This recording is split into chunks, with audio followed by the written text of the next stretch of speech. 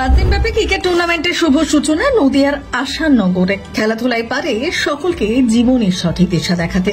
খেলাধুলার বিকল্প যে অন্য কিছু হতে পারে না তা আবার প্রমাণ করল নদিয়া জেলার ভীমপুর থানার আশানগর হাই স্কুল প্রাঙ্গণে। প্রতি বছরের ন্যায় এবছরও আশানগর সুভাষ সংঘের পরিচালনায় 5 দিনব্যাপী ক্রিকেট টুর্নামেন্টের আয়োজন করা হয়েছে। এই ক্রিকেট টুর্নামেন্টে নদিয়া জেলা তথা জেলার বাইরের বিভিন্ন প্রান্ত থেকে বিভিন্ন ক্লাব এবং ক্রিকেট দল অংশগ্রহণ করেছে। এই টুর্নামেন্টে পর্যায়ক্রমে দীর্ঘ 23 বছর ধরে হয়ে আসছে। ক্রিকেট টুর্নামেন্টের উদ্বোধক ছিলেন ভীমপুর থানার দায়িত্বপ্রাপ্ত আধিকারিক তাপস ঘোষ।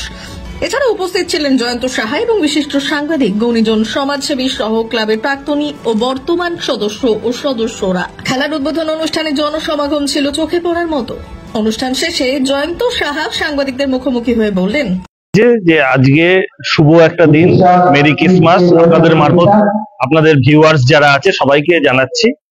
এবং এইরকম একটা সন্ধিক্ষণে প্রেক্ষাপটে দাঁড়িয়ে আশানগরে সুভাষ সংঘ তারা 23 বছর ধরে ঠিক এই দিনেই তারা শুভ উদ্বোধন করে থাকে। এবং ভারতবর্ষ সত্যি একটা সম্প্রীতির জায়গা, নানা ভাষা, নানা মত, নানা পরিধান, এবং সেই কারণে বড়দিনে এরকম একটা দিনকে বেছে নিয়েছে। এবং অনেক দল এখানে এই ক্রিকেট প্রতিযোগিতায় অংশগ্রহণ করেছে।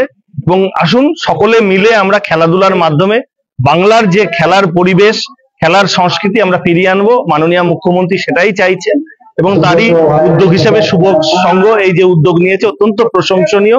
এলাকার সমস্ত মানুষ, হাজার হাজার মানুষ খেলা দেখবেন।